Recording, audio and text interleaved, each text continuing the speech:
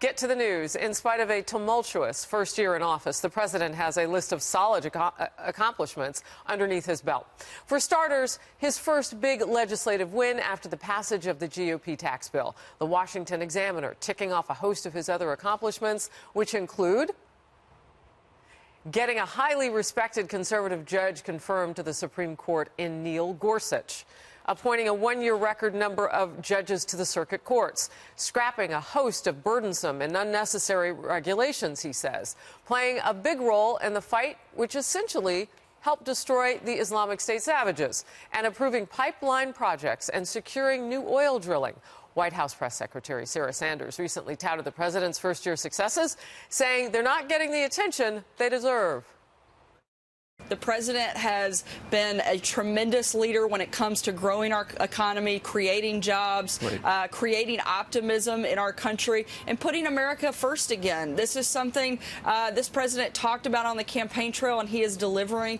I think the fact that he has been defeating and helping lead that effort to defeat ISIS is a major success story that's been completely missed and completely underreported by most of the mainstream media over the last year.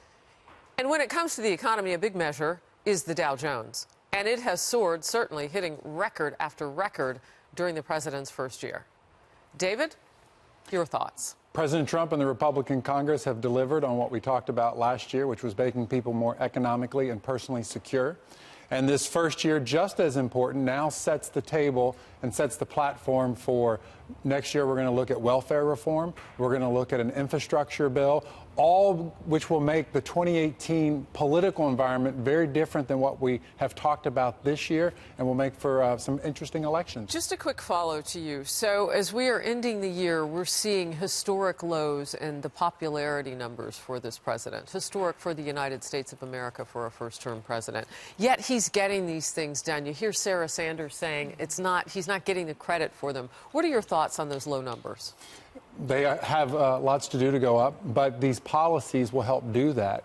And let's also keep in mind, just because an elected official isn't necessarily popular doesn't mean people don't support their policies, and doesn't ultimately mean they get reelected, because people will judge them on how their lives are better. And in this case, this first year, we're heading in that direction. Jessica? I respectfully disagree, but you knew that was going to happen. Maybe not the respectful part. I think that the low approval numbers do have to do with the president and these policies. There's a reason that Democrats are up 13 to 15 points in the generic ballot, that everyone is expecting a wave election, which just historically happens in a cyclical way. But I don't see it that way. And the president also promised a bunch of things that are not happening, like the wall. He didn't get health care done or repeal and replace, though removing the individual mandate is certainly a step towards that, which some people would think is a good thing. I personally don't. But it was interesting because when I saw those lists of accomplishments, I actually was saying to Kat, I was like, oh, I didn't really realize all this was happening, because there have been so many controversies, like the Charlottesville remarks or the sons of whatever comment that he made about NFL players that people, I believe, have focused on. So I can see why a conservative would be happy looking at that list. You know, another thing, and I mean, you've listed a couple things that were played out on Twitter or wherever we happen to see them that became bigger perhaps than anybody had anticipated. But, you know, Kat, Sanders has a good point when she talks about the coverage of the good things from the administration, because when you look at some of the surveys that were done earlier and all the way through the end here of 2017, there's been so much negative coverage of this White House. Right, absolutely. And there is some of that, to your point, that he does bring on himself a little bit. He likes to fight. He doesn't care if he does things the way that people think that he should do in that office. However, some of the negative coverage is ridiculous when you're talking about things like the number of Diet Cokes that he drinks per day, and is that having an effect on his mental health? The extra scoop of ice cream. Does he eat at McDonald's? Who cares? I eat McDonald's. I drink Diet Coke, and I think that most people kind of do that sometimes. I put Diet Coke on my ice cream at McDonald's. People relate to the president because he likes KFC. He likes regular, everyday people things. So on that level, they do like him. But back to David's point, it is true that they don't have to personally like Donald Trump to like his policies. President Obama, for example, is very popular personally. Many of his policies are not popular, which is why we've seen a referendum over the last year on a number of his policies. And in terms of the media coverage, the reason why they choose to seize on controversies rather than digging deep and doing the work to cover judicial nominations, to cover the ins and outs of the tax bill, is because it's easy. They're trying to protect President Obama's legacy by making sure that they seize on the controversies rather than promoting the accomplishments of the administration. You know what's also interesting about what you're saying, Katie, is that if you'll recall, Democrats finally in the end, just before Barack Obama was exiting the White House, were saying they may have underestimated the polling, which showed how upset people were about Obamacare, how it wasn't working. And that was kind of a shortcoming as he was exiting out the door. David, you're nodding. I had to chuckle when Jessica said that, well, he didn't get all these other things done.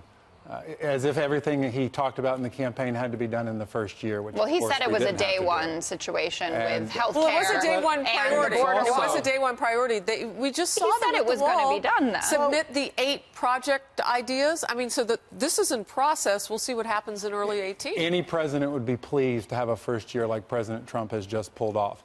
Let me also add, it's interesting that, that's where partly there's a disconnect with national Democratic leaders. They're suggesting that somehow getting rid of the individual mandate, which is somehow going to make people who have to pay a government penalty for an insurance plan they can't pay for technically a tax. Technically a tax, that somehow they think voters are going to be angry at the GOP because now they don't have to pay a tax for But it's not just that. It's over $300 billion lost to the economy over the next 10 years. We also could talk about on the health care front the children's insurance program, which hasn't been funded, and a number of states are going to be losing. And that's something Republicans and Democrats should be concerned about. With the individual mandate, right now Obamacare has a plus 21% approval rating. I mean, it was, as you say, as Obama was leaving, it was not popular. But today, under threat of what the GOP would do, or just it is mystery. Popular.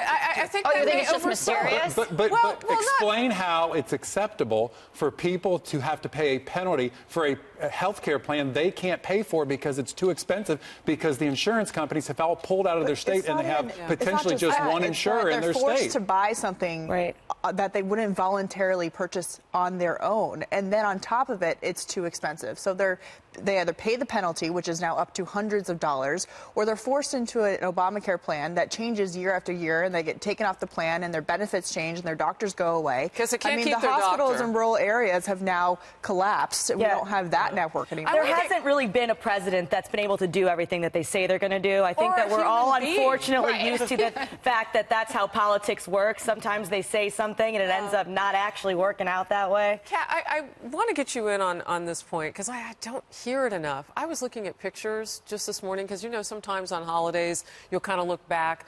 I was heartbroken still. I have relatives down in Texas who are not in the Houston area, but were part of some of the efforts to get goods there for people. People are still hurting. This is a president who went down, who was very visible there, Florida, Puerto Rico. And I know he took a lot of grief on that, but he spent some time on that island as well this year. I was with the special counsel to the president, Kellyanne Conway, on the air the day that he was in Puerto Rico. We talked about that. Florida, the Keys, still a mess. I mean, so much happened in rapid succession in his presidency during the hurricane season. No one really talks about that. Right. Plus, he's dealing with investigation. He's dealing with a lot of people who don't consider him to be a legitimate president. He had maybe the hardest year as a president that he could possibly have, whether some of it's his fault, some of it isn't. I think some of it is. Nature is but nature certainly isn't, and a lot of things certainly aren't. And if I were in his position, I'd probably be doing a lot worse than eating McDonald's to deal with it. So. But based on the pace of the year that we've had, the White House hasn't been so concerned about PR. I mean, the first 3-4 months of the staffing in the West Wing and what was going on, it was chaotic until John Kelly came in. I think it was longer than 3 months. 4 or 5 months, 6 months, right? But they did finally get a handle on it at the 6-month mark over the summer, and they really have had a lot of accomplishments that have been severely downplayed. I mean, we aren't hardly talking about the fact that ISIS is now removed from Iraq, which is a huge deal considering they were marching across the territories, slaughtering Christians, engaging in genocide, destroying artifacts and things that have been there for thousands of years. That is now over, and we obviously have to continue dealing with them here. But that was a huge concern of Americans just a year ago, and they're still in America. Their investigation's open. However, the fact that that is now an accomplishment on the list that's being downplayed should be highlighted. Well, ISIS had grown to 14 countries. We were able to get in there with Raqqa and get rid of their nesting hole where they were. But they're still in many other areas. As you point out, we have a better shot now at really going after them.